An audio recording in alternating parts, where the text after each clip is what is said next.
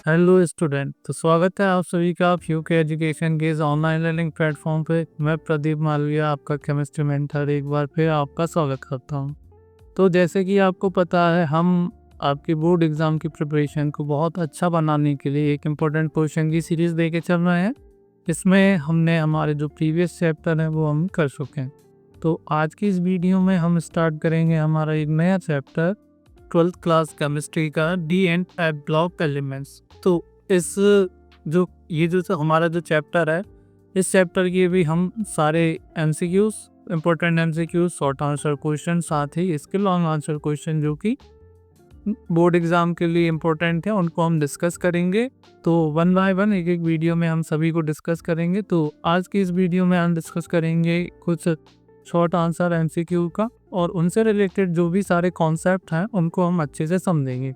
तो चलिए स्टार्ट करते हैं आज के हमारे फर्स्ट क्वेश्चन से। D and f block element का जो फर्स्ट क्वेश्चन है वो क्या है कि d block elements are called. D block elements को और क्या कहा जाता है, ये हमें बताना है। तो जब हम पीरियोडिक टेबल की बात करते हैं, मॉडर्न पीरियोडिक टेबल की अगर हम बात करते हैं, तो मॉडर्न पीरियोडिक टेबल में जो एलिमेंट्स हैं उनको बेसिकली 4 ब्लॉक्स में डिवाइड किया गया है। कितने ब्लॉक्स में डिवाइड किया गया है? 4 ब्लॉक में डिवाइड किया गया है। एलिमेंट्स को 4 ब्लॉक में डिवाइड किया गया। वो ब्लॉक कौन कौन से हैं? पहला एस ब्लॉक एलिमेंट्स, दूसरे कौन से हमारे? दूसरे हमारे पी ब्लॉक एलिमेंट्स हैं, और तीसरे हमारे डी ब्लॉक एलिमेंट्स, और चौथे हमारे क्या है आपके एच ब्लॉक एलिमेंट्स। क्लियर है? तो एस ब्लॉक एलिमेंट्स को मेन ग्रुप एलिमेंट्स भी कहा जाता है, ई ब्लॉक एलिमेंट्स को रिप्रेजेंटेटिव एलिमेंट्स कहा जाता है। साथ ही जो डी ब्लॉक एलिमेंट्स हैं उनको क्या कहा जाता है? तो डी ब्लॉक एलिमेंट्स में एक क्लियर है कि डी ब्लॉक एलिमेंट्स को कहा जाता है बेटा transition element. D block elements को ट्रांजिशन एलिमेंट्स कहा जाता है। ट्रांजिशन एलिमेंट्स क्यों कहा जाता है? क्योंकि ट्रांजिशन एलिमेंट्स हमारे ऐसे एलिमेंट्स होते हैं जिनमें पार्शियली फिल्ड डी सबशेल होता है। क्लियर है? और इन एलिमेंट्स का जो ब्लॉक में क्लासिफिकेशन है, ये ऑलरेडी हम आई थिंक पढ़ चुके हैं। 11th क्लास का कंसेप्ट है कि अगर जो भी कोई हमारा एलिमेंट है उसके इलेक्ट्रॉनिक कॉन्फ़िगरेशन में अगर लास्ट इलेक्ट्रॉन एस ब्लॉक में एंटर होता है तो एस ब्लॉक का एलिमेंट होगा। अगर लास्ट इलेक्ट्रॉन पी सबसेट में एंटर होता है तो वो पी ब्लॉक का एलिमेंट होगा। अगर लास्ट इलेक्ट्रॉन का कौन सी सबसेट में एंटर होता है? डी सबसेट में एंटर होगा तो वो डी ब्लॉक एलिमेंट होगा। और अगर इनका जो लास्ट इलेक्ट्रॉन है वो एफ सबसेट में एंटर होगा तो वो कौन से ब्लॉक के एलिमेंट होंगे? वो आपके एफ ब्लॉक एलिमेंट होंगे। क्लियर है? तो एफ ब्लॉक एलिमेंट को जैसे डी ब्लॉक एलिमेंट्स को ट्रांजिशन एलिमेंट्स कहा जाता है, सेम ऐसे ही एफ ब्लॉक एलिमेंट्स को इनर ट्रांजिशन एलिमेंट्स कहा जाता है। क्या कहा जाता है? Inner transition F block elements को इनर ट्रांजिशन एलिमेंट भी कहा जाता है। तो सबसे पहले कहा देख लेते हैं हमारे ऑप्शंस क्या क्या। हमारे पास फर्स्ट ऑप्शन है ऑप्शन ए ट्रांजिशन एलिमेंट। तो हमारे डी ब्लॉक एलिमेंट्स को क्या कहा जाता है? Transition element. ये सही है, ठीक है। यहाँ पर सेकेंड ऑप्शन है, देख लेते हैं इनर ट्रांजिशन एलिमेंट। पता है इनर ट्रांजिशन एलिमेंट कौन से ब्लॉक के एलिमेंट को कहा जाता है? एफ ब्लॉक एलिमेंट्स को इनर ट्रांजिशन एलिमेंट कहा जाता है। सर हमारे एल्कलाइन मेटल। तो जो आपके एस ब्लॉक के फर्स्ट ग्रुप के जो एलिमेंट हैं, जैसे आपका सोडियम हो गया, पोटेशियम हो गया आपका, ये क्या होते हैं? हमारे एल्कलाइन मेटल आते हैं। रेडियो एक्टिव मेटल जो कि रेडियो एक्टिविटी को शो करते हैं, वो हमारे रेडियो एक्टिव मेटल्स होते हैं। तो हमारा जो करेक्ट आंसर होगा वो होगा से ट्रांजिशन एलिमेंट। क्लियर है? अब हम बढ़ते हैं हमारे नेक्स्ट क्वेश्चन की ओर। हमारा नेक्स्ट क्वेश्चन क्या है कि general electronic configuration of transition element क्या होता है? General electronic configuration of transition element की अगर हम बात करें तो यहाँ हमें बात करनी पड़ेगी, या हम ये कहें कि भाई general electronic configuration of D block elements. कौन से ब्लॉक एलिमेंट्स के लिए? कि भाई जो डी ब्लॉक के एलिमेंट्स हैं उनका जनरल इलेक्ट्रॉनिक कॉन्फ़िगरेशन क्या होता है।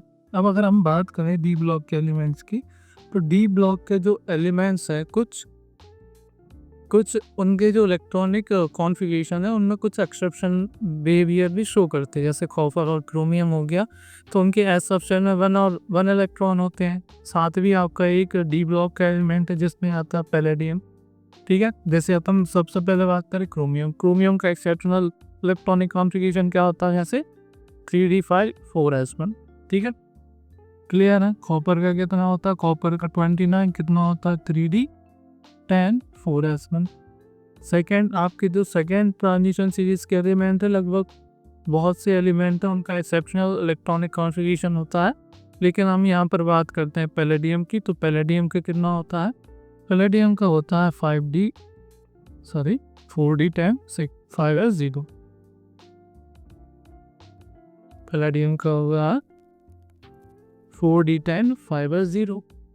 तो यहाँ पर अगर हम इलेक्ट्रॉनिक कॉन्फ़िगरेशन देखें डी ब्लॉक एलिमेंट्स का, तो जो लास्ट इलेक्ट्रॉन है ना, वो जैसे ये आपका आउटर मोस्ट सेल है ना, आउटर मोस्ट सेल अगर हमारी 4 है, तो इनका जो लास्ट इलेक्ट्रॉन है वो कहाँ एंटर कर रहा है, लास्ट इलेक्ट्रॉन अगर ये एन सेल है, सपोज कौन सी सेल है, ये एन सेल है, तो लास्ट इलेक्ट्रॉन डी सब सेल में जाएगा। डी सब सेल कौन सी सेल है, डी सब सेल इनकी n-1 सेल है, और लास्ट सेल मान लो ns है। और इसमें कहाँ से कहाँ तक इलेक्ट्रॉन रहते हैं, तो डी सब सेल में यहाँ से 1 से लेकर 10 तक इलेक्ट्रॉन हो सकते हैं, क्लियर है। और एस में कितने रहते हैं, 1 to 2 इलेक्ट्रॉन रहते हैं। बेसिकली 0 इलेक्ट्रॉन्स भी होते हैं, जैसे हमने पैलेडियम के केस में देखा कि 5s में 0, मतलब एस में 0 भी इलेक्ट्रॉन हो सकते हैं, लेकिन कई बुक्स में आपका 1 to 2 मिलता है, कहीं कहीं आपका 0 to 2 मिलता है, क्लियर। तो हमारा जो करेक्ट आंसर होगा क्या होगा, देखो n-2 फर्स्ट ऑप्शन है, ये तो होगा नहीं, क्योंकि जस्ट एक सेल पहले आपके इलेक्ट्रॉन एंटर होते हैं, ठीक है। दूसरा क्या है, n-1d 1 to 10 ns 1 to 2, तो ये हमारा क्या होगा, करेक्ट आंसर होगा। सेकेंड है, थर्ड आपका ऑप्शन क्यों नहीं होगा, क्योंकि ये आपका पी सब सेल है यहाँ से, ठीक है। हमारे पास ये होगा, और ये भी नहीं होगा हमारा n-1d 1 to 2 d10, यहाँ पर d10 लिखा होगा, मतलब सभी का तो d10 नहीं होता ना, तो इसलिए ये वाला ऑप्शन भी हमारा गलत होगा, और हमारा ऑप्शन सी भी गलत होगा, क्लियर है। तो ये था हमारा सेकंड क्वेश्चन, क्लियर। अब चलते बढ़ते हैं हमारे थर्ड क्वेश्चन की। थर्ड क्वेश्चन क्या देता है, ये जो इलेक्ट्रॉनिक कॉन्फ़िगरेशन है जिंक का, वो क्या होता। तो डी ब्लॉक एलिमेंट्स की फर्स्ट ट्रांजिशन सीरीज को जब हम देखते हैं, तो उसके लिए ट्रिक की जा सकती है भाई, इलेक्ट्रॉनिक कॉन्फ़िगरेशन कौन सा, आउटर इलेक्ट्रॉनिक कॉन्फ़िगरेशन जिसकी हम बात करते हैं। तो आउटर इलेक्ट्रॉनिक कॉन्फ़िगरेशन क्या होता है, जैसे फर्स्ट ट्रांजिशन सीरीज की मैं बात कर रहा हूँ, तो उसके लिए क्या हम फॉलो कर सकते हैं, जैसे स्कैंडियम है, स्कैंडियम का कितना होता है बेटा 21। तो हम ये मान सकते हैं कि जो पहला टर्म है वो बताता है कि भाई आपका एस में कितने इलेक्ट्रॉन है, दूसरा टर्म डी में कितने इलेक्ट्रॉन। जैसे इसका एटॉमिक नंबर देखो 21 है, ये 2 क्या बता रहा है, इसका मतलब 4s में 2 इलेक्ट्रॉन है, और ये 1 बता रहा है कि 3d में कितना 1 इलेक्ट्रॉन है। तो स्कैंडियम का इलेक्ट्रॉनिक कॉन्फ़िगरेशन क्या हुआ, 3d1 4s2। सपोज मुझे किसका लिखना है, मुझे लिखना है आयरन का। आयरन का कितना होता है, आयरन का होता है 26। ये मैं केवल फर्स्ट ट्रांजिशन सीरीज के लिए बात कर रहा हूँ ना, तो आयरन का फर्स्ट 26 होता है। 26 मतलब देखो ये फर्स्ट 4s के लिए, तो 4s में कितना है 2, और लास्ट में क्या है 6, इसका मतलब 3d में कितना है 6 है। तो ये इसका इलेक्ट्रॉनिक कॉन्फ़िगरेशन हो गया। हमें बात करना है जिंक की, तो जिंक का जो एटॉमिक नंबर होता है, जिंक का एटॉमिक नंबर कितना होता है, जिंक का एटॉमिक नंबर होता है 30, क्लियर। तो 30 मतलब 0, इसका मतलब ये मत समझिएगा कि एस में 0 है, तो एस में तो क्योंकि मैक्सिमम 2 ही हो सकते ना, 3 तो हो नहीं सकते, तो एस में 2 रहेगा, मतलब ये क्या है आपका फुलफिल्ड है। तो मतलब ये आपका 4s भी फुलफिल्ड है। 3d में 0 का मतलब यहाँ पर है 3d 10 है, ठीक है। यहाँ पर जो जिंक है उसका इलेक्ट्रॉनिक कॉन्फ़िगरेशन क्या आया, जिंक का इलेक्ट्रॉनिक कॉन्फ़िगरेशन रहा हमारा outer electronic configuration, that is 3d10 4s2। तो आपका करेक्ट आंसर कौन सा होगा, 3d1 4s1 नहीं होगा। ये किसका इलेक्ट्रॉनिक कॉन्फ़िगरेशन है, ये आपका कॉपर का है, 3d10 4s1 कॉपर 29 का। 3d8 4s2 किसका हो गया वही 28, निकल का होता है 28, ठीक है। 3d10 4s2 ये होता है आपका जिंक का इलेक्ट्रॉनिक कॉन्फ़िगरेशन। ये किसका होता है, जिंक का होता है, जिंक 30, ठीक है। और यहाँ पर 3d7 4s2 मतलब 27 किसका होता है बेटा, कोबाल्ट का होता है 27। तो ये किसका इलेक्ट्रॉनिक कॉन्फ़िगरेशन, ये कोबाल्ट का। तो जिंक का कौन सा इलेक्ट्रॉनिक कॉन्फ़िगरेशन करेक्ट होगा, that is option number C 3d10 4s2, clear हुआ। अब हम बढ़ते हैं हमारे फोर्थ क्वेश्चन की ओर। फोर्थ क्वेश्चन क्या आएंगे, the atomic radius of zirconium and hafnium are similar. किसके लिए सिमिलर होते हैं? तो देखो, अगर हम बात करते हैं हमारे जो ट्रांजिशन सीरीज है, बेसिकली 4 ट्रांजिशन सीरीज होती है। जैसे देखो, फर्स्ट ट्रांजिशन सीरीज की बात करें, फर्स्ट ट्रांजिशन सीरीज में क्या होता है, ये फर्स्ट ट्रांजिशन सीरीज स्कैंडियम से लेकर चलती है कहाँ तक, जिंक तक। ठीक है, कहाँ तक चलती है, स्कैंडियम से जिंक तक चलती है। सेकंड ट्रांजिशन सीरीज की अगर हम बात करें तो सेकंड ट्रांजिशन सीरीज हमारी चलती है इट्रियम से कहाँ तक चलती है, ये कैडमियम तक। ठीक है, थर्ड ट्रांजिशन सीरीज की अगर हम बात करते हैं तो थर्ड ट्रांजिशन सीरीज आपकी लैंथनम से स्टार्ट होती है और ये कहाँ तक जाती है, ये लगभग आपका मरकरी तक जाती है। ठीक है, तो एक फिनोमेना है, जब इनकी एटॉमिक रेडियाई को देखा जाता है तो हमें क्या ऑब्जर्व करते हैं हम, कि जो सेकेंड ट्रांजिशन सीरीज इट्रियम के बाद क्या आता है, जिरकोनियम। ठीक है, इट्रियम के बाद क्या आता है, जिरकोनियम, और लैंथनम के बाद आता है हैफनियम। ठीक है, लैंथनम के बाद क्या आता है आपका, हैफनियम आता है। तो इन दोनों की जो एटॉमिक रेडियाई वो लगभग सिमिलर होती है। सिमिलर क्यों होती है, उसका रीज़न अगर हम देखें तो रीज़न ये है,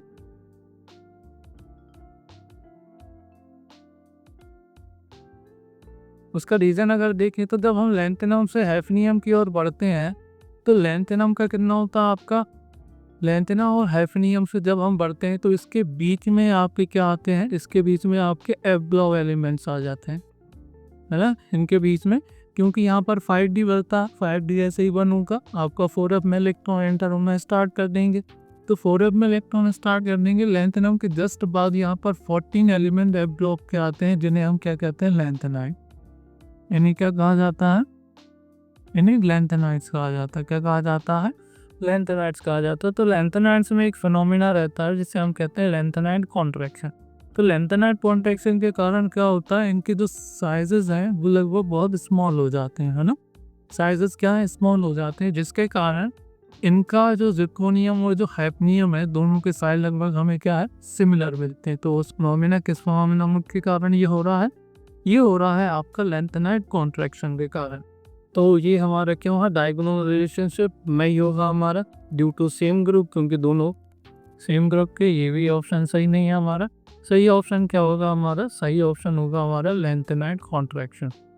तो लैंथनाइड कॉन्ट्रैक्शन के कारण आपका जो जिरकोनियम और हैफनियम है उसका जो साइज है लगभग क्या होते हैं, सिमिलर होते हैं। तो हमारा कौन सा ऑप्शन सही होगा, हमारा ऑप्शन सी करेक्ट होगा। क्लियर है।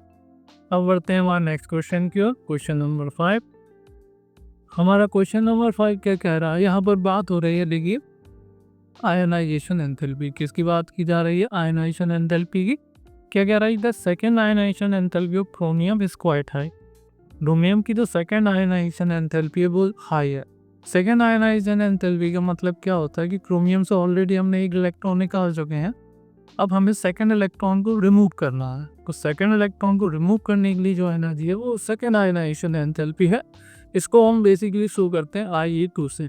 ठीक है, देखो, अगर हम क्रोमियम की बात करें तो क्रोमियम क्या है, क्रोमियम का एटॉमिक नंबर होता है 24 और इसका जो इलेक्ट्रॉनिक कॉन्फ़िगरेशन है दैट इज 3d5 और s1।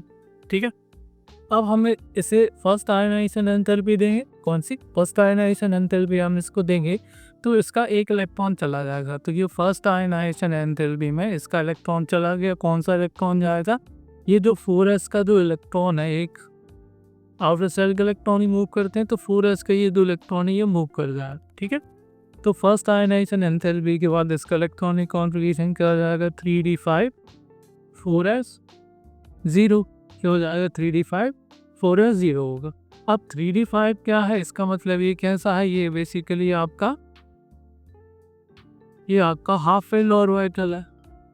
कैसा है ये आपका, हाफ फिल्ड ऑर्बिटल से। हाफ फिल्ड ऑर्बिटल आपको पता है भाई, किसी के इलेक्ट्रॉनिक कॉन्फ़िगरेशन में अगर हाफ फिल्ड या फुल फिल्ड ऑर्बिटल होते हैं तो वो एक स्टेबल इलेक्ट्रॉनिक कॉन्फ़िगरेशन माना जाता है। ठीक है, तो क्रोमियम का जो फर्स्ट आयनाइजेशन एंथैल्पी के बाद जो कॉन्फ़िगरेशन बना वो एक स्टेबल इलेक्ट्रॉनिक कॉन्फ़िगरेशन है। इसलिए होता क्या है कि जब हम इसमें से सेकेंड इलेक्ट्रॉन निकालेंगे, मतलब जब हम इसको क्या देंगे, सेकेंड आयनाइजेशन एंथैल्पी हम इसको प्रोवाइड करेंगे, तो उसके बाद इलेक्ट्रॉनिक कॉन्फ़िगरेशन क्या होगा, बेसिकली 3d4 4s 0 होगा। तो ये तो अनस्टेबल है ना, ये है ना, ये इलेक्ट्रॉनिक कॉन्फ़िगरेशन क्या लगभग अनस्टेबल है। तो कोई भी एलिमेंट स्टेबल से अनस्टेबल तो जाना नहीं चाहेगा ना। तो इसलिए यही रीज़न है कि भाई जो सेकंड इलेक्ट्रॉन निकालना है ना क्रोमियम से, वो क्वाइट डिफ़िकल्ट रहता है। इसलिए इसकी जो सेकंड आयनाइजेशन एंथैल्पी है वो क्या होती है, ज़्यादा होती है। सेकंड आयनाइजेशन एंथैल्पी इसकी ज़्यादा होती है। तो हमारा करेक्ट रीज़न क्या होगा, देखो due to presence of unpaired electron, ऐसा बिल्कुल नहीं है कि अनपेयर्ड इलेक्ट्रॉन के कारण इसकी सेकंड आयनाइजेशन एंथैल्पी हाई है, ऐसा नहीं है। ठीक है, तो फर्स्ट ऑप्शन हमारा करेक्ट नहीं होगा। क्लियर। दूसरा क्या, due to stability of ions, ये भी नहीं होगा। ठीक है, थर्ड हमारा क्या होगा, थर्ड हमारा होगा due to half filled electronic contribution. ठीक है, हाफ फिल्ड इलेक्ट्रॉनिक कॉन्ट्रीब्यूशन होता है इसका फर्स्ट आयनाइजेशन एंथैल्पी में, इसलिए इसकी जो सेकंड आयनाइजेशन एंथैल्पी वो क्या होती, थोड़ी ज़्यादा होती, मतलब बहुत ज़्यादा होती, क्योंकि सेकंड इलेक्ट्रॉन निकालना थोड़ा डिफिकल्ट होता है। तो ऑप्शन सी हमारा क्या होगा, ऑप्शन सी हमारा करेक्ट आंसर होगा। क्लियर है। अब हम बढ़ते हैं नेक्स्ट क्वेश्चन। नेक्स्ट क्वेश्चन क्या है कि the highest oxidation state shown in 3D transition series. तो 3D ट्रांजिशन सीरीज में सबसे ज़्यादा हाईएस्ट ऑक्सीडेशन स्टेट कौन शो करता है, आपको पता होगा 3D ट्रांजिशन सीरीज में कौन कौन से एलिमेंट आते हैं। 3D ट्रांजिशन सीरीज में आपका scandium, titanium, vanadium, chromium, manganese, iron, cobalt, निकल, कॉपर और जिंक। तो जब आपको पता होगा जो डी ब्लॉक के एलिमेंट्स है ये क्या शो करते हैं, ये basically variable oxidation state show करते हैं। कैसे शो करते हैं, आपका वेरिएबल ऑक्सीडेशन स्टेट को शो करते हैं, जिसके कारण ये मल्टीपल ऑक्सीडेशन स्टेट हमारे बताते हैं, मल्टीपल ऑक्सीडेशन स्टेट को शो करते हैं। तो इन अगर हम बात करें इस सीरीज में, तो इस सीरीज में मैग्नीशियम ही है आपका, इसमें 25 इलेक्ट्रॉनिक कॉन्ट्रीब्यूशन होता है। ये आपका +2, +3, +4, +5, +6 एंड +7, ये सारी की सारी ऑक्सीडेशन स्टेट शो करता है। क्रोमियम की जो हाईएस्ट ऑक्सीडेशन स्टेट होती है वो यहाँ पर +6 होती है। ठीक है, तो 3D ट्रांजिशन सीरीज में अगर हम बात करते हैं तो सबसे ज़्यादा हाईएस्ट ऑक्सीडेशन स्टेट कौन शो करता है, हमारा मैंगनीज शो करता है, और ये कितनी होती है, ये आपकी +7 ऑक्सीडेशन स्टेट होती है। क्लियर है। तो हमारा सबसे ज़्यादा क्या होगा, हमारा हाईएस्ट ऑक्सीडेशन स्टेट कौन शो करता है, हमारा मैग्नीज। तो हमारा जो ऑप्शन ए है वो करेक्ट होगा। क्लियर है। कॉपर की मैक्सिमम ऑक्सीडेशन स्टेट स्टेबल +2 होती है, क्रोमियम की +6 होती है। आयरन की बात करें तो दो ही ऑक्सीडेशन स्टेट में लिए शो करता है, एक +2 शो करता है और एक +3 शो करता है। और मैग्नीशियम की जो हाईएस्ट ऑक्सीडेशन स्टेट होती है वो +7 होती है, जो कि हाईएस्ट होती है among the 3D transition series. Clear है। अब बढ़ते हैं हमारे नेक्स्ट क्वेश्चन की ओर। नेक्स्ट क्वेश्चन क्या है हमारा, जिंक शोज ओनली। जिंक, देखो 3D ट्रांजिशन सीरीज में जिंक आपका एक ऐसा एलिमेंट है जो कि केवल एक ऑक्सीडेशन स्टेट शो करता है। अब ये क्यों करता है, इसका रीज़न हम देखेंगे। सबसे पहले बात करते हैं जिंक के इलेक्ट्रॉनिक कॉन्फ़िगरेशन की। ठीक है, जिंक का एटॉमिक नंबर कितना होता है, 30। और अभी हमने देखा इसका इलेक्ट्रॉनिक कॉन्फ़िगरेशन भी हम देख चुके हैं। इसका आउटर इलेक्ट्रॉनिक कॉन्फ़िगरेशन क्या होता है, 3d10 4s2। क्लियर। तो 3d10 4s2 में तो जिंक आपका बेसिकली एक ही ऑक्सीडेशन स्टेट शो करता है, +2। क्लियर। अगर +2 स्टेज में इसका हम इलेक्ट्रॉनिक कॉन्फ़िगरेशन देख रहे हैं, ये होता है 3d10 एंड 4s0। तो 3d10 जो इलेक्ट्रॉनिक कॉन्फ़िगरेशन है, इसमें d सबसे पहले आपका कम्प्लीटली फिल्ड है, और जैसे ही हमने बताया हुआ है कि जो हाफ फिल्ड और फुल फिल्ड ऑर्बिटल्स रहते हैं वो बेसिकली एक स्टेबल इलेक्ट्रॉनिक कॉन्फ़िगरेशन देते हैं। तो अभी ये 3d10 ये क्या है, आपका एक स्टेबल इलेक्ट्रॉनिक कॉन्फ़िगरेशन है। तो ये स्टेबल इलेक्ट्रॉनिक कॉन्फ़िगरेशन है, तो ये और इलेक्ट्रॉन को रिमूव नहीं करना चाहेगा, क्योंकि अगर और इलेक्ट्रॉन रिमूव करेगा तो ये जो स्टेबल इलेक्ट्रॉनिक कॉन्फ़िगरेशन ये अनस्टेबल होने लगेगा। इसलिए जिंक हमारा केवल एक ही ऑक्सीडेशन स्टेट शो करता है, कौन सी, +2। ठीक है, तो हमारा करेक्ट आंसर क्या होगा, zinc shows only +2 oxidation state. Clear है। ये +3 भी शो नहीं करता, ये +4 भी शो नहीं करता, ये +1 भी शो नहीं करता। क्यों, क्योंकि इसका जो स्टेबल इलेक्ट्रॉनिक कॉन्फ़िगरेशन है उसके कारण। क्लियर है। अब देखते हैं हमारा नेक्स्ट क्वेश्चन। नेक्स्ट क्वेश्चन हमारा क्या होता है, 8 क्वेश्चन, ठीक है। Which element of 3D series shows positive reduction potential, ठीक है। तो जब हम 3D सीरीज के रिडक्शन पोटेंशियल की बात करते हैं, 3D सीरीज के जो एलिमेंट्स हैं उनके हम रिडक्शन पोटेंशियल, कौन से reduction potential, E not M 2+2 M, ठीक है। इन रिडक्शन पोटेंशियल की बात करते हैं तो इन जनरली जो 3D ट्रांजिशन सीरीज के रिडक्शन पोटेंशियल वो क्या नेगेटिव में रहते हैं। जनरली कैसे रहते हैं आपके, नेगेटिव में रहते हैं, मतलब लो रहते हैं। लेकिन एक ऐसा है, एक एलिमेंट है जिसका रिडक्शन पोटेंशियल पॉजिटिव होता है। पॉजिटिव कौन होता है, वो आपका कॉपर। इसका Cu2+ जो Cu है, अगर हम इस रिडक्शन पोटेंशियल की बात करें तो ये होता है 1.34 प्लस में होता है, और ये किस में होता है, प्लस में होता है। बाकी अगर हम जिंक की बात करें तो इसका भी माइनस में होता है, -0.76। तो डी ब्लॉक एलिमेंट्स हैं, ऐसा कौन सा एलिमेंट है जो प्लस शो करता है, वो शो करता है हमारा कॉपर। तो किसका पॉजिटिव रिडक्शन पोटेंशियल रहता है, पॉजिटिव रिडक्शन पोटेंशियल रहता है आपके कॉपर का। क्लियर है। तो इस क्वेश्चन का आंसर क्या होगा, इस क्वेश्चन का आंसर होगा हमारा कॉपर, ठीक है। अब बढ़ते हैं हमारा नेक्स्ट क्वेश्चन की ओर, क्वेश्चन नंबर 9। तो क्वेश्चन नंबर 9 हमारा क्या कह रहा है कि which is strong reducing reagent in the given compound. कौन सा जो कंपाउंड है वो एक स्ट्रॉन्ग रिड्यूसिंग रिएजेंट की तरह वर्क करेगा। तो सबसे पहले हमें ये जानना ज़रूरी है कि रिड्यूसिंग रिएजेंट होते क्या ना। अगर हम बात करें रिड्यूसिंग रिएजेंट की, किसकी बात करें हम, रिड्यूसिंग रिएजेंट की, तो रिड्यूसिंग रिएजेंट हमारे वो ऐसे रिएजेंट है जो कि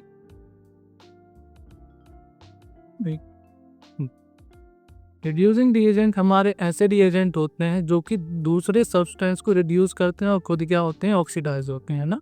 मतलब ये सेल्फ क्या होंगे, ये सेल्फ ऑक्सीडाइज होंगे, सेल्फ क्या होंगे, ये ऑक्सीडाइज होंगे, और दूसरों को क्या करेंगे, ये दूसरे जो एलिमेंट्स उनको क्या करेंगे, ये रिड्यूस करने का काम करेंगे। ऐसे रिएजेंट्स को हम कहते हैं रिड्यूसिंग रिएजेंट।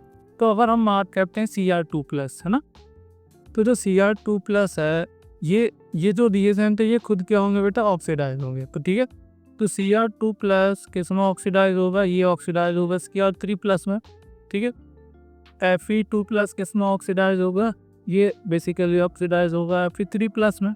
क्योंकि आपको पता है कि जो ऑक्सीडेशन क्या होता है, ऑक्सीडेशन में हमारा जो ऑक्सीडेशन नंबर है वो इंक्रीज होता है, ठीक है, मतलब इनका ऑक्सीडेशन हो रहा है। तो अगर हम Cr2+ की बात करें, इसमें इसका इलेक्ट्रॉनिक कॉन्फ़िगरेशन क्या होता है, Cr2+ का जो इलेक्ट्रॉनिक कॉन्फ़िगरेशन है वो कितना होगा, 3d5 4s1 होता है, तो इसका होगा 3d4 4s0, और Cr3+ में जा रहा है, मतलब ये कितना होगा 3d3 4s0, ठीक है, क्लियर है। लेकिन जब हम Fe2+ की बात करते हैं, Fe2+ का कितना होगा आपका 3d, इसको कितना होता है 3d6 4s2 होता है ना, तो इसका होगा 3d6 Fe2+ का 3d6 4s0। और Fe3+ में क्या होगा, Fe3+ में जो इसका ऑक्सीडेशन इलेक्ट्रॉनिक कॉन्फ़िगरेशन है वो 3d5 4s0 होगा, कितना होगा 3d5 4s0। अब आपको पता है कि ये हाफ फिल्ड ऑर्बिटल, यहाँ पर जो डी सबसे कैसा, ये हाफ फिल्ड है, मतलब ये स्टेबल इलेक्ट्रॉनिक कॉन्फ़िगरेशन है। कैसा है, ये स्टेबल इलेक्ट्रॉनिक कॉन्फ़िगरेशन, कैसा है, स्टेबल इलेक्ट्रॉनिक कॉन्फ़िगरेशन। तो ये Fe2+ से Fe3 में आना चाहिए, क्योंकि इसका जो इलेक्ट्रॉनिक कॉन्फ़िगरेशन है वो कैसा हो रहा है, स्टेबल हो रहा है ना। तो ये क्या होगा, ये Fe2 से Fe3+ में इजीली ऑक्सीडाइज हो जाएगा, इजीली, क्योंकि कोई भी एलिमेंट या फिर आयन है वो स्टेबिलिटी तो गेन करना ही चाहेगा। तो इसलिए आपका Fe2+ Fe3+ में जल्दी ऑक्सीडाइज हो जाएगा, तो हमारा अच्छा रिड्यूसिंग रिएजेंट रहेगा। तो इस हमारा जो क्वेश्चन है इसका करेक्ट आंसर क्या होगा, इसका आंसर होगा हमारा Fe2+। ये जल्दी ऑक्सीडाइज होगा, क्यों होगा, क्योंकि ये इसका इलेक्ट्रॉनिक कॉन्फ़िगरेशन Fe3+ में स्टेबल इलेक्ट्रॉनिक कॉन्फ़िगरेशन होता है इसका, इसलिए। क्लियर है। अब बढ़ते हैं हमारा नेक्स्ट क्वेश्चन की, और नेक्स्ट क्वेश्चन क्या है हमारा, क्वेश्चन नंबर 10। क्या the transition metal compounds are coloured due to, ऐसा कौन सा फिनोमेना है जिसके कारण हमारे जो ट्रांजिशन मेटल कंपाउंड है वो कलर्ड आयन होते हैं। ठीक है, तो चलो इसको शो करते हैं, देखते हैं क्या है। तो ट्रांजिशन मेटल्स की बात करें तो ट्रांजिशन मेटल्स क्या होते हैं, बेसिकली जिनमें आपका जो डी सबशेल वो क्या होता है, पार्शियली फिल्ड होता। ठीक है, आपको पता है डी सबशेल में कितने ऑर्बिटल्स रहते हैं, 5 ऑर्बिटल्स। तो ये हमारे क्या है बेसिकली डी और वाई प्लस। फिर तो जब भी कंपाउंड का फॉर्मेशन होता है, कोई भी कंपाउंड का फॉर्मेशन होगा, तो जैसे ही कोई भी आपका जो नॉन मेटल या फिर कंपाउंड फॉर्मेशन करने वाली जो स्पीसीज है वो अप्रोच करेगी मेटल को, तो ये जो डी ऑर्बिटल्स है ना, इनकी एनर्जी क्या होने लगती है, डिस्टर्ब होने लगती है। एनर्जी डिस्टर्ब होने के कारण होता क्या है कि ये जो डी ऑर्बिटल है ये स्प्लिट हो जाते हैं। स्प्लिट होके कुछ डी ऑर्बिटल्स की एनर्जी कम हो जाती है, कुछ डी ऑर्बिटल्स की एनर्जी क्या हो जाती है, इंक्रीज हो जाती है। तो ये स्प्लिट हो जाने, इसको क्या कहते हैं हम, स्प्लिटिंग ऑफ ऑर्बिटल्स। ठीक है, तो ये जो 3 ऑर्बिटल्स हैं जिन्हें हम क्या कहते हैं, इन्हें कहा जाता है T2G ऑर्बिटल्स। क्या कहा जाता है, T2G ऑर्बिटल्स। इनकी एनर्जी कम हो जाती है। और जो हमारी 2 ऑर्बिटल्स हैं जिन्हें क्या कहा जाता है, इन्हें कहा जाता है ED ऑर्बिटल्स। क्लियर है, ED ऑर्बिटल्स, इनकी एनर्जी बढ़ जाती है। तो हम जो T2G आपके ऑर्बिटल्स में जो भी इलेक्ट्रॉन अगर होंगे, कोई भी इलेक्ट्रॉन अगर यहाँ पर प्रेजेंट होगा, अगर ये रेडिएशन को क्या करेगा, एब्जॉर्ब करेगा। ठीक है, कोई भी रेडिएशन है इसको एब्जॉर्ब करेगा, और ये एब्जॉर्ब करके ये किस में जाएगा, आपका ये लोअर एनर्जी वाला है, तो ये एब्जॉर्ब करके ये चला जाएगा किस में, हायर एनर्जी स्टेट में। ठीक है, तो जिस रेडिएशन को ये एब्जॉर्ब कर रहा है, ये किस रीजन की रहती है, बेसिकली ये आपकी विजिबल रीजन की रेडिएशंस रहती है। किस रीजन्स की रहती हैं, विजिबल रीजन्स की रेडिएशन आपकी ये रहती हैं। और जिस कलर की रेडिएशन को ये अब्जॉर्ब करता है इलेक्ट्रॉन अपने हायर एनर्जी स्टेट में जाने के लिए, उसका कॉम्प्लीमेंट्री कलर हमें शो करता है। तो जब ये आपका इनिशियल स्टेट में वापस आएगा, ये रेडिएशन को रिलीज करेगा जो कि विजिबल रीजन की होगी। किस रीजन की होगी, विजिबल रीजन की। और ये कंपाउंड हमें कैसा दिखेगा, ये कंपाउंड हमें कलरफुल दिखाई देगा। क्लियर है, तो अब ये जो फिनोमिना ये क्या कहलाता है, बेसिकली इलेक्ट्रॉन आपका लोअर एनर्जी लेवल से हायर एनर्जी लेवल में जा रहा है, और कौन से ऑर्बिटल में जा रहा है, ये सारा फिनोमिना हो रहा है डी ऑर्बिटल में। तो इसको कहते हैं हम डी ट्रांजिशन। ये भी डी ऑर्बिटल है, ये भी डी ऑर्बिटल्स हैं। इलेक्ट्रॉन डी ऑर्बिटल से डी ऑर्बिटल में ही जा रहा है, तो ये फिनोमिना क्या कहलाता है, इस फिनोमिना को कहा जाता है आपका डी ट्रांजिशन। इस फिनोमिना को क्या कहा जाता है, डी ट्रांजिशन कहा जाता है। तो ये हमारा करेक्ट आंसर क्या होगा, हमारा करेक्ट आंसर होगा option A, D transition. D F transition क्यों नहीं होगा, क्योंकि डी ब्लॉक से एफ ब्लॉक में नहीं जा रहा हमारा, तो ये ऑप्शन भी गलत होगा। ड्यू टू पेयर्ड इलेक्ट्रॉन, ये भी इनकरेक्ट है। और ड्यू टू देयर पोजीशन, ये भी इनकरेक्ट है। तो हमारा जो करेक्ट ऑप्शन है वो कौन सा होगा, हमारा करेक्ट आंसर होगा option A, D transition. Clear है, तो देखते हैं हमारा नेक्स्ट क्वेश्चन, क्वेश्चन नंबर 11। क्या which of the following ions are paramagnetic in nature. जब हम पैरामैग्नेटिक क्या होते हैं, तो पैरामैग्नेटिक सब्सटेंस हमारे ऐसे सब्सटेंस हैं जिनमें क्या होता है, बेसिकली अनपेयर्ड इलेक्ट्रॉन प्रेजेंट होते हैं। पैरामैग्नेटिक बेसिकली मैग्नेटिक नेचर अगर हम देखते हैं, मैग्नेटिक नेचर किसी भी सब्सटेंस का जो मैग्नेटिक नेचर के अकॉर्डिंग सब्सटेंस आपके 2 टाइप्स के होते हैं मेनली, एक डायामैग्नेटिक होते हैं, दूसरे क्या होते हैं, दूसरे आपके पैरामैग्नेटिक होते हैं। दूसरे क्या होते हैं आपके पैरामैग्नेटिक, डायामैग्नेटिक और पैरामैग्नेटिक। डायामैग्नेटिक सब्सटेंस ऐसे सब्सटेंस होते हैं बेसिकली आपके ऐसे आयन जिनमें के सारे इलेक्ट्रॉन कैसे रहते हैं, पेयर्ड इलेक्ट्रॉन रहते हैं। सारे के सारे इलेक्ट्रॉन कैसे रहते हैं, पेयर्ड रहते हैं, उनको डायामैग्नेटिक सब्सटेंस कहा जाता है। और पैरामैग्नेटिक सब्सटेंस क्या होते हैं भाई, आपके ऐसे आयन्स होते हैं जिनमें आपके अनपेयर्ड इलेक्ट्रॉन प्रेजेंट होते हैं। कैसे प्रेजेंट होते हैं, आपके अनपेयर्ड इलेक्ट्रॉन प्रेजेंट होते हैं। ऐसे सब्सटेंस को पैरामैग्नेटिक सब्सटेंस कहा जाता है। तो अगर हम बात करते हैं जो हमारे गिवन ऑप्शंस हैं जिनमें आपका अनपेयर्ड इलेक्ट्रॉन प्रेजेंट होगा, वो आपके पैरामैग्नेटिक होंगे। फेरिक आयन मतलब होता है आपका Fe3+। Fe3+, Q+ आयन मतलब क्या होता है, Cu+, Mn2+, आपका एंड बोथ ए एंड सी। तो सबसे पहले देखते हैं फेरिक आयन। तो फेरिक आयन में जो इलेक्ट्रॉनिक कॉन्फ़िगरेशन क्या होता है बेटा, 3d5 है ना। 3d5 में अगर देखें तो मतलब डी ऑर्बिटल में ये देखो पांचों के पांचों इलेक्ट्रॉन कैसे हैं विद अनपेयर्ड, पांचों के पांचों इलेक्ट्रॉन कैसे हैं अनपेयर्ड। तो ये कैसा होगा, ये आपका पैरामैग्नेटिक होगा। क्या होगा, पैरामैग्नेटिक होगा। क्लियर। अब हम बात करते हैं Cu+ आयन की। तो Cu+ आयन में क्या होता है, 3d10 इलेक्ट्रॉनिक कॉन्फ़िगरेशन होता है। और 3d10 इलेक्ट्रॉनिक कॉन्फ़िगरेशन मतलब जो डी सब शेल के 5 जो ऑर्बिटल्स हैं उनमें कितने हैं, 10 इलेक्ट्रॉन। ठीक है, कितने इलेक्ट्रॉन है, 10। तो ये 1 2 3 4 5 6 7 8 9 10। तो इसमें सारे के सारे इलेक्ट्रॉन कैसे हैं, सारे के सारे इलेक्ट्रॉन इसमें पेयर्ड इलेक्ट्रॉन है। तो सारे पेयर्ड इलेक्ट्रॉन है, तो ये कैसा होगा, ये आपका डायमैग्नेटिक होगा। ये कैसा होगा, बेसिकली ये आपका डायमैग्नेटिक सब्सटेंस होगा। क्लियर है। अब हम बात करते हैं Mn2+ आयन की। तो Mn2+ का इलेक्ट्रॉनिक कॉन्फ़िगरेशन भी कितना होता है, Mn2+ का इलेक्ट्रॉनिक कॉन्फ़िगरेशन भी 3d5 होता है। मतलब इसमें भी क्या है, 5 अनपेयर्ड इलेक्ट्रॉन प्रेजेंट है, इसमें भी कैसे हैं अनपेयर्ड इलेक्ट्रॉन प्रेजेंट है, सेम एज Fe3+ की तरह। तो ये भी कैसा होगा, ये आपका पैरामैग्नेटिक होगा। कैसा होगा, पैरामैग्नेटिक सब्सटेंस होगा। तो हमारा जो करेक्ट ऑप्शन है वो कौन सा होगा, हमारा बोथ ए एंड सी हमारा करेक्ट आंसर होगा। क्लियर है। अब बढ़ते हैं नेक्स्ट क्वेश्चन की ओर। अब हमारे 12 जो क्वेश्चन है वो क्या, एसिडिफाइड पोटेशियम डाइक्रोमेट क्या होता है।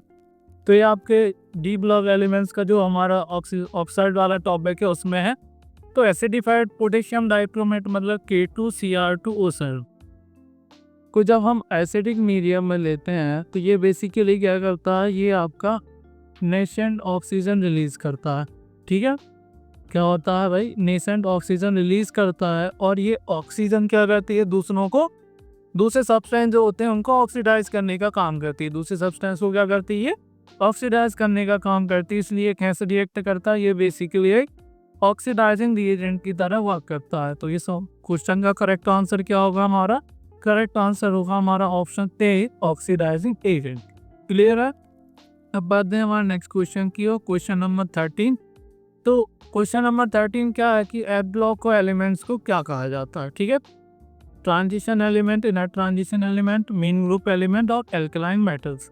तो अगर हम बात करें एफ ब्लॉक एलिमेंट्स की, एफ ब्लॉक एलिमेंट्स, ठीक है, तो एफ ब्लॉक एलिमेंट्स में बेसिकली 2 सीरीज रहती हैं। एक सीरीज होती है आपकी लैंथेनाइड सीरीज, दूसरी सीरीज होती है आपकी एक्टिनाइड सीरीज। ये दूसरी सीरीज कौन सी होती है, आपकी एक्टिनाइड सीरीज। लैंथेनाइड जो सीरीज है वो बेसिकली किसके बाद आती है, लैंथेनम के बाद आती है, और ये आपका एक्टिनियम के बाद आती है। और ये दोनों ही आपके डी ब्लॉक एलिमेंट्स हैं। तो ये जो एम ब्लॉक एलिमेंट्स है वो डी सीरीज में एलिमेंट्स के बीच में प्रेजेंट होते हैं, मतलब ट्रांजिशन एलिमेंट के बीच में प्रेजेंट है। इसलिए एफ ब्लॉक एलिमेंट्स को क्या कहा जाता है, इसलिए एफ ब्लॉक एलिमेंट्स को इनर ट्रांजिशन एलिमेंट कहा जाता है। क्या कहा जाता है, इनर ट्रांजिशन एलिमेंट कहा जाता है, क्योंकि डी ब्लॉक के एलिमेंट इनर ट्रांजिशन एलिमेंट होते हैं। और ये जो एफ ब्लॉक एलिमेंट है वो ट्रांजिशन एलिमेंट के पहले आते हैं, इसलिए इनको क्या कहा जाता है, इनर ट्रांजिशन एलिमेंट। तो हमारा करेक्ट आंसर क्या होगा, option B, F block element को क्या कहा जाता है, इनर ट्रांजिशन एलिमेंट कहा जाता है। क्लियर है। बढ़ते हैं हम नेक्स्ट क्वेश्चन की ओर। The common oxidising state of lanthanide. तो सारे के सारे जो लैंथेनाइड है उन सब की कॉमन ऑक्सीडेशन स्टेट क्या होती है। बेसिकली हम बात करते हैं अगर डी ब्लॉक एलिमेंट्स में फर्स्ट ट्रांजिशन सीरीज की, तो सारे एलिमेंट +2 ऑक्सीडेशन स्टेट शो करते हैं। ठीक है, लेकिन जब हम लैंथेनाइड की बात करते हैं तो लैंथेनाइड में सभी की जो ऑक्सीडेशन स्टेट है वो कौन सी होती है, सभी की ऑक्सीडेशन स्टेट होती है +3। जो सभी के सभी जो लैंथेनाइड्स हैं उनकी जो कॉमन ऑक्सीडेशन स्टेट होती है, लैंथेनाइड की कौन सी, कॉमन ऑक्सीडेशन स्टेट।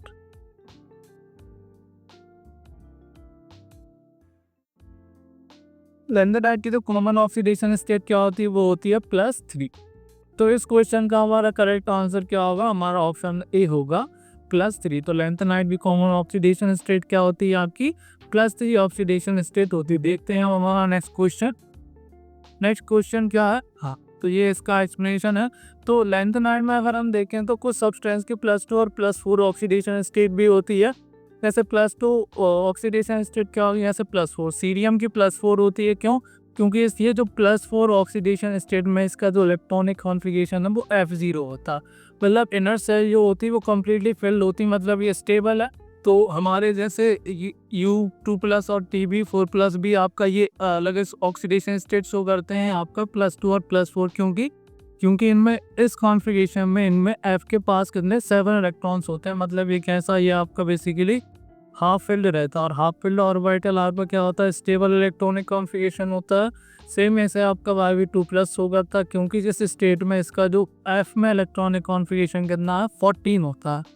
F में कितने इलेक्ट्रॉन होते हैं आपके 14 होते हैं, मतलब ये भी कैसा आपका फुल फिल्ड है। ये कैसा आपका फुलफिल्ड है, मीन्स ये भी आपका स्टेबल इलेक्ट्रॉनिक कॉन्फ़िगरेशन होगा। लेकिन आपका अगर हम बात करें कॉमन ऑक्सीडेशन स्टेट की, तो सारे लैंथेनाइड की कॉमन ऑक्सीडेशन स्टेट +3 होती है। क्लियर है? अब बढ़ते हैं हमारे नेक्स्ट क्वेश्चन की ओर। नेक्स्ट क्वेश्चन क्या है, एफ ब्लॉक एलिमेंट्स कंटेन। तो जैसे कि अभी हमने प्रीवियसली डिस्कस किया था कि एफ ब्लॉक में बेसिकली कितनी सीरीज आती हैं। अगर एफ ब्लॉक में बात करें तो 2 सीरीज आती हैं, एक होती है आपकी लैंथेनाइड सीरीज। लैंथेनाइड सीरीज किसके बाद स्टार्ट होती है, लैंथेनम के बाद होती है। और दूसरी कौन सी सीरीज होती है, दूसरी आपकी होती है एक्टिनाइड सीरीज। ये किसके बाद होती है आपकी, एक्टिनियम के बाद स्टार्ट होती है। तो ओनली लैंथेनाइड ये करेक्ट नहीं होगा, ओनली एक्टिनाइड करेक्ट नहीं होगा, बोथ। तो एफ ब्लॉक एलिमेंट्स में कौन से दोनों आपके एलिमेंट्स आते हैं, लैंथेनाइड एंड एक्टिनाइड्स बोथ। तो ऑप्शन सी हमारा करेक्ट होगा। Clear? Thank you everyone. I hope आपको ये लेक्चर पसंद आया होगा। अगर ये लेक्चर आपको अच्छा लगा हो तो प्लीज़ हमारे चैनल को सब्सक्राइब करें, इस वीडियोस को लाइक करें और शेयर करें, ताकि मैक्सिमम स्टूडेंट्स तक ये पहुंच पाए और उनकी जो बोर्ड एग्ज़ाम की प्रिपरेशन है वो अच्छी से अच्छी हो सके। इसी चैप्टर से रिलेटेड हम और भी इम्पोर्टेंट वीडियोस हमारे आने वाली हैं, जो कि शॉर्ट आंसर क्वेश्चन और लॉन्ग आंसर क्वेश्चन की होंगी। तो इसलिए बेल आइकन को भी दबा के रखिएगा, ताकि आपके जो वीडियोस की नोटिफिकेशन है वो आप तक पहले पहुंचे। क्लियर? Thank you.